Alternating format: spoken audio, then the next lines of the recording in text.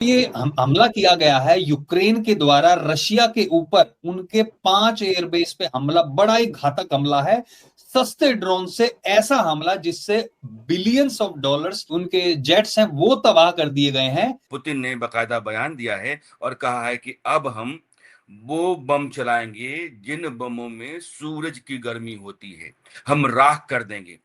और यूक्रेन के राष्ट्रपति ज़ेलेंस्की को इस बात का अंदाजा पहली बार होगा कि दूसरों के हाथ की कठपुतली बनने का नतीजा क्या होता है, अंजाम क्या होता है।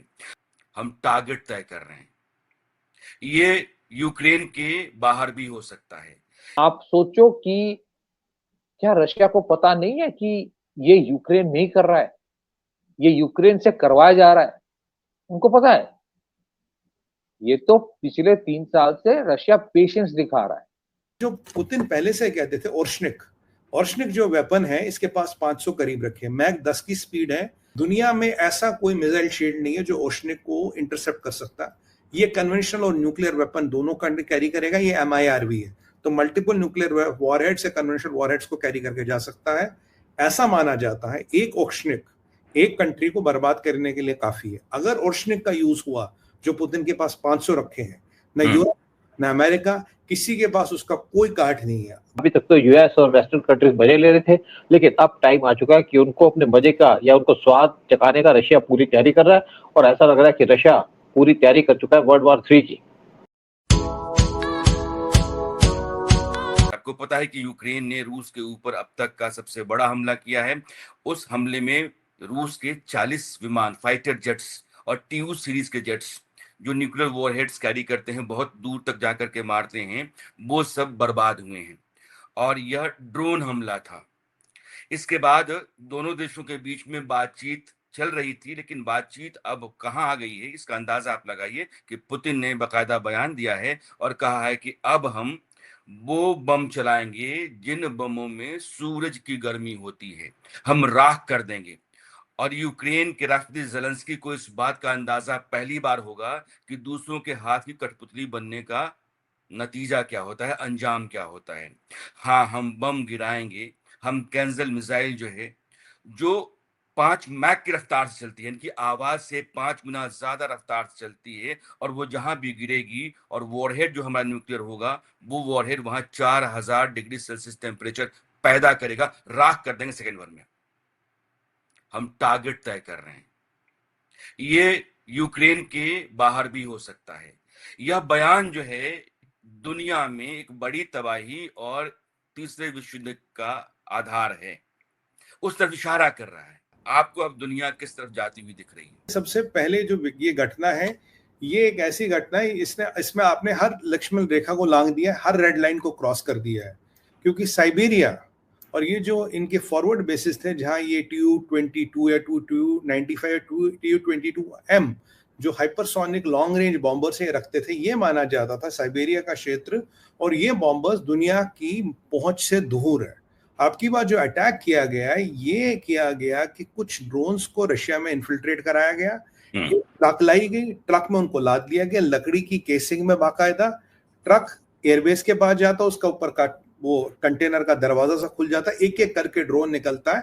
और FPV ड्रोन्स का यूज किया गया। इनके FPV, इनके फर्स्ट पर्सन विजन। एक ड्रोन पहले आंखों का काम करता, बाकी उसके पीछे आते हैं, नहीं तो आपने ड्रोन को छोड़ दिया फिर आप कंट्रोल नहीं कर पाते। तो FPV ड्रोन के माध्यम से साइमल्टेनियसली 4 से 5 बेसों पे आपने लगातार हमले किए।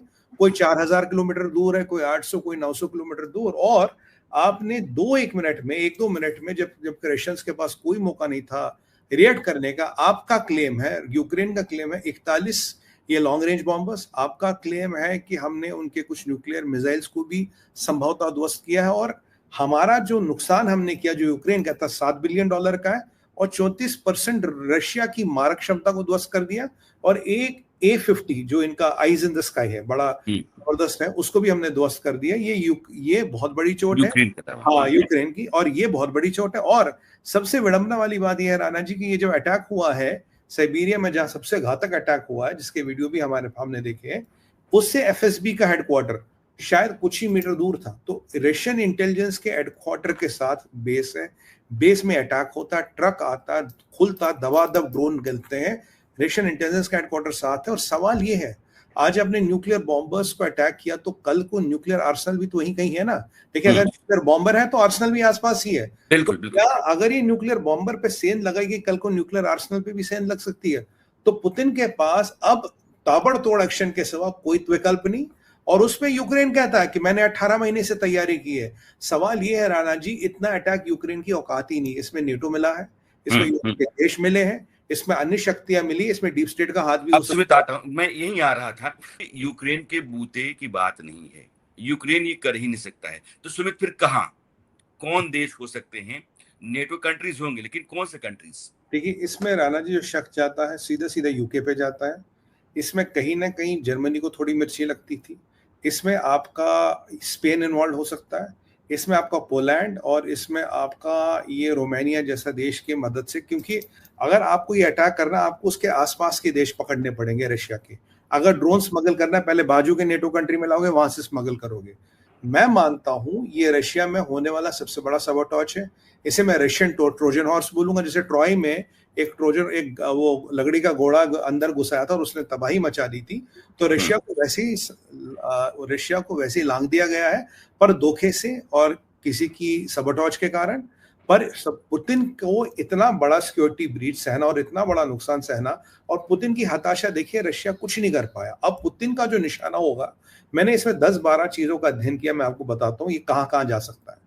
पहला जो मेरा आइडिया, ये सब मेरे एनालिसिस है, ये मेरे पास कोई इंफॉर्मेशन, कोई इंटेल है नहीं और हो भी नहीं सकती। पहला जो मेरा है उसमें मैं लेयर्ड आपको बता रहा हूँ, 10-11 स्टेप है। पहला ये कीव और लारिव, जो इनका कीव और इनका एक और शहर है लिविव, उस पर भयंकर हमला कर सकता पुतिन। भयंकर हमला मतलब 400-500 ड्रोनों से उसको नेस्तो नाबूद कर सकता, उसको बिल्कुल ग्राउंड पे ला सकता है। वेस्टर्न रशिया का फुल लॉकडाउन और मार्शल लॉ लगाना, क्योंकि ये सिक्योरिटी की ब्रीच वेस्टर्न रशिया में हुई सबसे बड़ी। तो लॉकडाउन करके मार्शल लॉ लगाना, पता लगाना। इसमें मुझे चेचेनों की मदद भी नजर आती है, क्योंकि अगर ये इतना बड़ा कांड रशिया में करना है, रशिया के अंदर पुतिन का कौन सा ऐसा विश्वसनीय पात्र है जो पुतिन के अगेंस्ट है और पुतिन के साथ भी? इसमें चेचेन हो सकते हैं, चेचेन, क्योंकि जितने भी पीछे इस्लामिस्टों के अटैक है उसके कहीं ना कहीं चेचेनों से तार जुड़ते हैं। पर पुतिन एक बड़ी लड़ाई में तो वो चुपचाप बैठे हैं, पर इसमें उनका हाथ हो सकता है। तीसरा मुझे लगता है जो अब ये अपने टैक्टिकल न्यूक्स की मूवमेंट करेगा, पुतिन अटैक नहीं करेगा, पर अपने जहां पे न्यूक्लियर है उनको हिलाएगा डुलाएगा, ताकि दुनिया के सैटेलाइट उनको देखे और दुनिया का पसीना निकले। चलाना ना अलग की बात है, पर टैक्टिकल न्यूक्स की वॉरहेड जरूर कर सकता है। और जो पुतिन पहले से कहते थे ओर्शनिक जो वेपन है, इसके पास 500 करीब रखे, मैक 10 की स्पीड है। ये ब्रसेल्स तक पहुंचेगा 3 मिनट में, ये पहुंचेगा सर फ्रांस तक 12 मिनट में, जर्मनी तक 11-12 मिनट में, और ये यूके पहुंचेगा 17 मिनट में। मैक 10 की स्पीड है। दुनिया में ऐसा कोई मिसाइल शील्ड नहीं है जो ओशनिक को इंटरसेप्ट कर सकता। ये कन्वेंशनल और न्यूक्लियर वेपन दोनों कैरी करेगा। ये MIRV है, तो मल्टीपल न्यूक्लियर वॉरहेड से कन्वेंशनल वॉरहेड्स को कैरी करके जा सकता है। ऐसा माना जाता है एक ओशनिक एक कंट्री को बर्बाद करने के लिए काफी है। अगर ओशनिक का यूज हुआ, जो पुतिन के पास 500 रखे हैं, न यूरोप न अमेरिका, किसी के पास उसका कोई काट नहीं है। भगवान न करे अगर ऐसा होगा तो यूरोप में एक भयंकर तबाही हो सकती है।